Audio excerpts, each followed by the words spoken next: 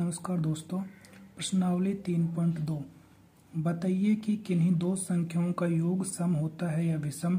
यदि वे दोनों विषम संख्याएं हों तो विषम संख्या अपन ने मान ली 1 + 3, तो इनका योग क्या आ गया 4।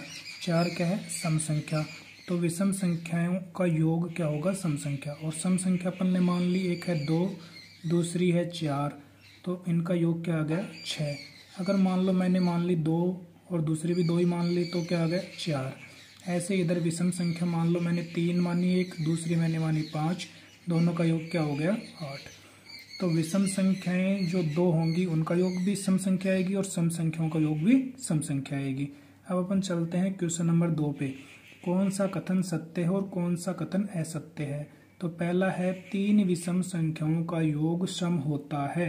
अब 3 विषम संख्या मैंने मानी 1 + 3 + 5, कितना आया टोटल 9। ये सम संख्या है क्या, नहीं है, तो ये क्या है असत्य। 2 विषम संख्याओं और एक सम संख्या का योग सम होता है। 2 विषम संख्या मैंने मानी 1 + 3 और एक सम संख्या मैंने मानी 2, इनका तीनों का योग क्या आ गया 6, तो सम संख्या है। 3 विषम संख्याओं का गुणनफल विषम होता है। 3 विषम संख्या 1 ली गुणा 3 गुणा 5, 5 दिए 15। ये क्या कह रहा है 3 विषम संख्याओं का गुणनफल विषम होता है। 3 विषम संख्याओं का गुणनफल क्या आ गया विषम, सही बात है। यदि किसी सम संख्या को 2 से भाग दिया जाए तो भागफल सदैव विषम होता है। मान लो मैंने एक सम संख्या ले ली 4, एक सम संख्या ले ली 6, इसमें 2 का भाग दिया तो क्या आया 2, इसमें 2 का भाग दिया तो क्या आया 3। ये कह रहा है कि किसी भी सम संख्या को 2 से भाग देने पे भागफल सदैव विषम आएगा। सदैव विषम नहीं आ रहा, यहाँ पे विषम है, यहाँ पे सम है, तो भागफल सदैव विषम होगा नहीं। सभी अभाज्य संख्याएं विषम हैं। सभी अभाज्य संख्याएं विषम हैं, बिल्कुल गलत बात है, क्योंकि अभाज्य संख्या 2 से शुरू होती है, 2 3, तो विषम सभी अभाज्य संख्याएं विषम हैं। विषम नहीं है, ये तो सम ही है 2 तो। अभाज्य संख्याओं के कोई गुणनखंड नहीं होते। अभाज्य संख्याओं के कोई गुणनखंड नहीं होते। अब देखो अभाज्य संख्या है क्या 2 3 5, इनके गुणनखंड होते हैं क्या कोई। इसका क्या है 1 और खुद 2, 3 का क्या है 1 और खुद 3, तो अभाज्य संख्याओं के कोई गुणनखंड नहीं होते। ये क्या सही बात है क्या, नहीं, 2 गुणनखंड हो रखे हैं, कोई गुणनखंड नहीं होते, ये क्या है गलत बात है। 2 अभाज्य संख्याओं का योग सदैव सम होता है। 2 अभाज्य संख्या मैंने ले ली 2 + 3, इसका क्या आया योग विषम आ गया, सम तो नहीं आया, तो फिर ये क्या बात है, ये सत्य है क्या, नहीं है। केवल 2 ही एक सम अभाज्य संख्या है, ये बिल्कुल सत्य बात है, क्योंकि अभाज्य संख्याएं क्या हैं 3 5 7 11 ऐसे है, लेकिन सम क्या है सिर्फ 2 ही है। सभी सम संख्याएं भाज्य संख्याएं हैं, बिल्कुल गलत है, क्योंकि सम संख्या 2 भी है जो कि क्या है अभाज्य है, भाज्य नहीं है। 2 सम संख्याओं का गुणनफल सदैव सम होता है। मान लो मैंने 2 को 2 से गुणा किया, 2 को 4 से गुणा किया, क्या आया 4 8, सम आ गया, बिल्कुल सम आ गया। अब संख्या 13 और 31 अभाज्य संख्याएं हैं। इन दोनों संख्याओं में 2 अंक 1 और 3 हैं। 100 तक की संख्याओं में ऐसे अन्य सभी युग्म ज्ञात कीजिए। तो ऐसे युग्म तो अपने को बहुत सारे मिल जाएंगे, लेकिन ये कह रहा है कि 13 और 31 जैसे, क्योंकि ये क्या है ये अभाज्य संख्या है। भाज्य संख्या के युग्म तो अपने पास बहुत सारे हैं, जैसे मान लो अपने 12 लिखा और 12 का उल्टा करके 21 लिखा, लेकिन 12 तो यहाँ पे भाज्य हो गया है ना। ऐसे ही 14 है, 14 और 41, तो ये भी भाज्य है, ये भी भाज्य है अपने को तो, लेकिन अभाज्य पूछ रहा है। तो अभाज्य के लिए अपन क्या करेंगे, अभाज्य संख्या 13 के बाद में क्या आती है 17, 17 के बाद में क्या आएगी 37, 37 के बाद क्या आएगी 79।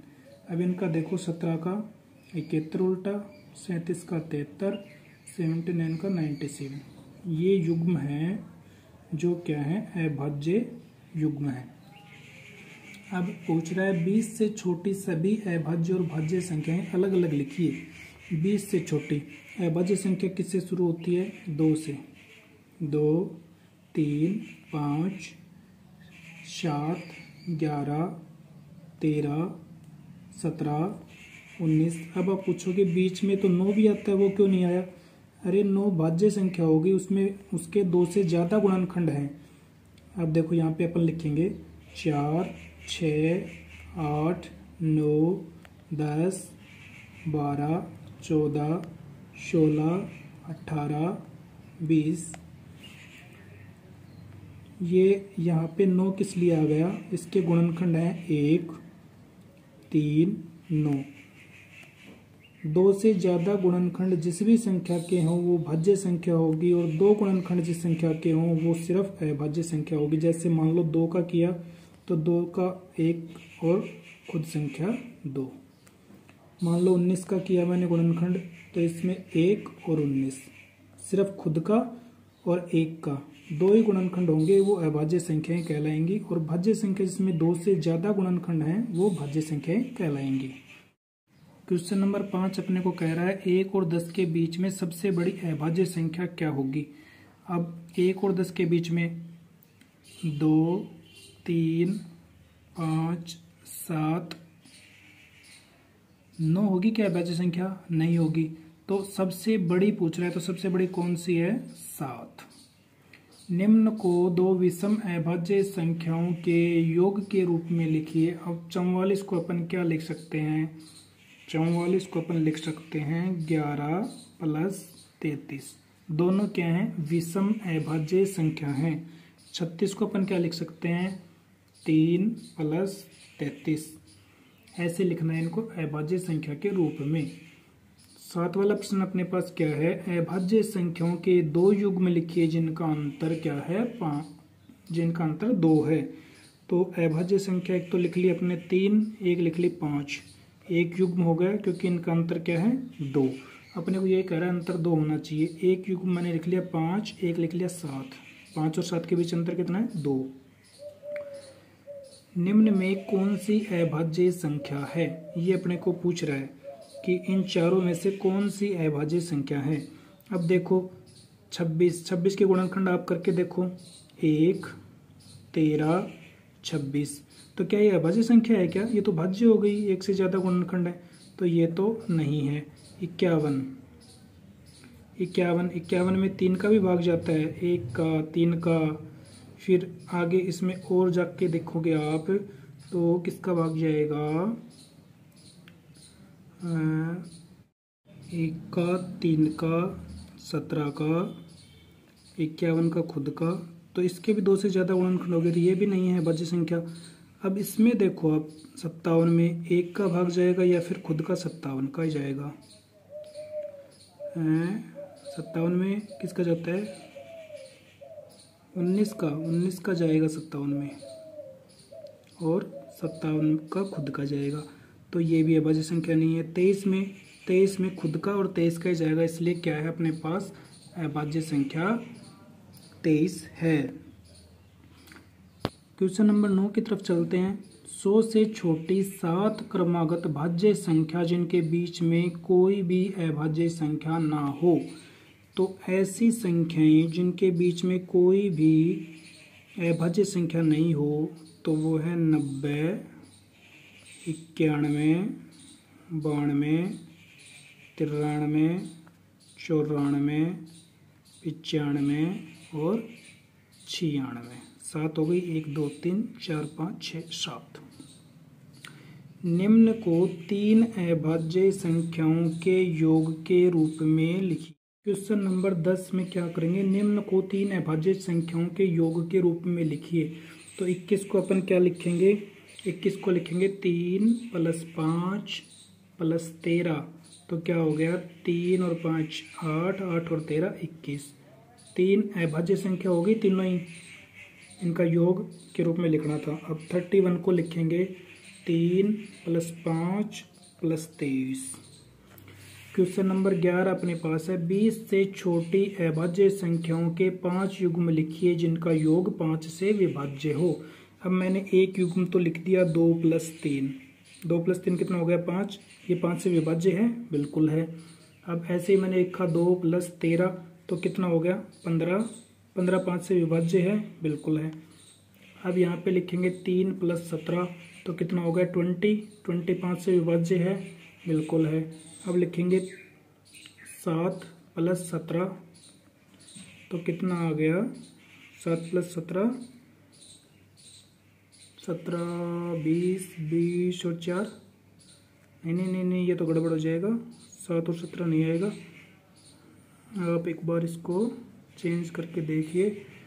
11 + 19 11 और 19 कितने हो जाएंगे 30। 30 क्या है 5 से विभाज्य है, बिल्कुल 5 से विभाज्य है। और ऐसे अपने को कितने युग्म करने हैं 5 युग्म करने हैं। तो 4 युग्म तो हमने कर लिए हैं। जो अपने पास आएगा 7 + 13 20। 20 5 से विभाज्य है, बिल्कुल है। क्वेश्चन नंबर 12 जो कि इस प्रश्नावली का लास्ट क्वेश्चन है। रिक्त स्थान को भरिए। वह संख्या जिसके केवल 2 गुणनखंड हो एक ब्लैंक कहलाती है। वह संख्या जिसके केवल 2 गुणनखंड हो वो मैंने अभी आपको बताया था क्या कहलाती है, अभाज्य संख्या कहलाती है। वह संख्या जिसके 2 से अधिक गुणनखंड हो एक भाज्य संख्या कहलाती है। एक न तो अभाज्य है और न ही भाज्य है। सबसे छोटी अभाज्य संख्या 2 है। सबसे छोटी भाज्य संख्या 4 है। सबसे छोटी सम संख्या 2 है। यही थी अपनी प्रश्नावली 3.2। अगर आपको इससे संबंधित कोई भी जानकारी चाहिए तो आप मुझे कमेंट बॉक्स में कमेंट कर सकते हैं। धन्यवाद।